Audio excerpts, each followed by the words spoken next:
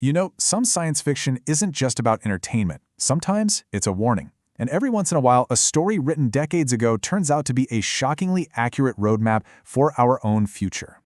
So, we're going to dive into how the post-apocalyptic world of Fallout, which was first dreamed up way back in the 1990s, did more than just create a cool wasteland for us to explore.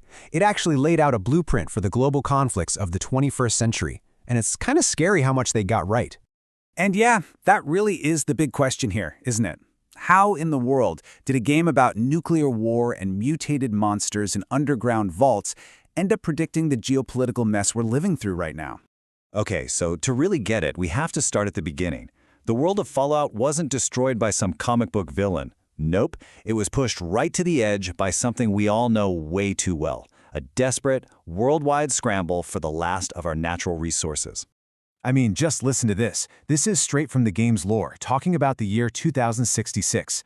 The world's two biggest superpowers are staring each other down over what's left of the world's oil. Does that sound at all familiar? It feels like you could rip that quote straight from today's headlines. And that's really the key. The Great War. The nuclear apocalypse that defines the entire Fallout universe. It didn't just happen out of the blue. It was the last, awful chapter in a long, ugly fight over resources. And man, does that idea hit close to home today. All right, so a fight over resources, we can kind of wrap our heads around that.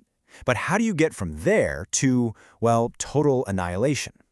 This is where Fallout's logic gets even smarter, because it shows how the very things we build to prevent war, like nuclear deterrence, can actually be the things that make it unavoidable. If you look at the game's timeline, it's like watching a train wreck in slow motion. It starts small, protecting national interests, then diplomacy fails, and then catastrophe. In Fallout, that whole idea of mutually assured destruction, the thought that no one would be crazy enough to launch first, it just completely falls apart under the weight of paranoia and distrust. And this is where it gets really unsettling, because you can see the exact same thing happening right now. That doctrine of deterrence, the thing that's supposed to keep us all safe, it's starting to show some serious cracks. The world's biggest powers are all upgrading their nukes, the treaties designed to control them are falling apart, and you can just feel the instability growing everywhere. Fallout was supposed to be a pessimistic guess, but it's looking more and more like our current playbook. But the game's predictions weren't just about soldiers and bombs. It also totally nailed the idea of a world where the real power is held by secretive elites, people who are completely disconnected from the populations they're supposed to protect. So, you know the vaults, right? The big underground bunkers? Turns out they weren't about saving people at all. They were just giant, twisted social experiments run by this shadowy deep state group called the Enclave, who basically saw people as lab rats. And you can feel that same vibe today, right?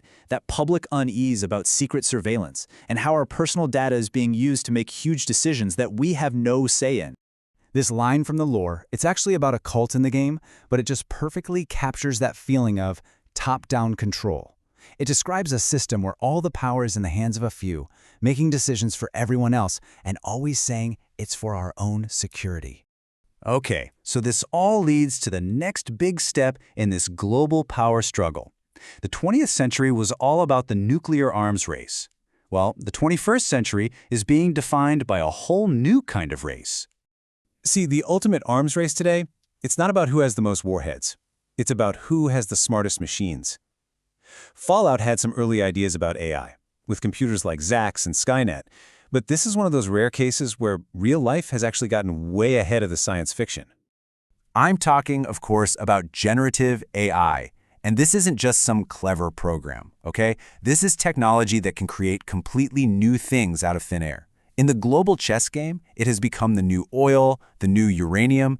It is the new strategic high ground that every nation is scrambling to control. So, here's the bottom line.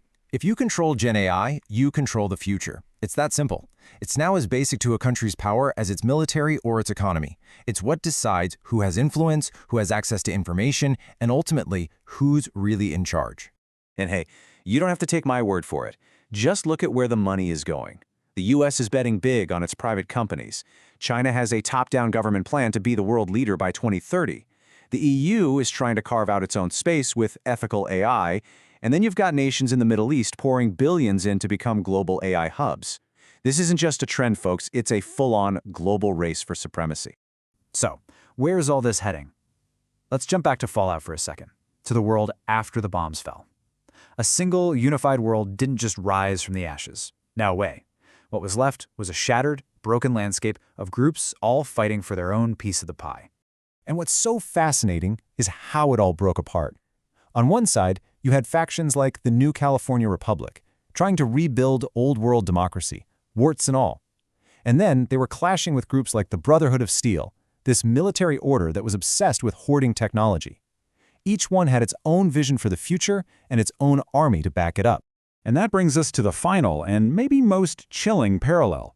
Just like Fallout's world shattered into factions fighting over land and tech, our world is now facing what some are calling a fragmentation of the digital economy. The race for AI supremacy isn't bringing us together, it's splitting us apart into competing tech and political blocks, each with its own rules, its own values, and its own vision for the future. Look, at the end of the day, Fallout was meant to be a cautionary tale. It was a warning about what happens when fights over resources, unchecked power, and tech rivalries get completely out of control. So the real question is, as we look around at our own world, at our own conflicts, our own secret systems, and our own AI arms race, are we actually paying attention to the warning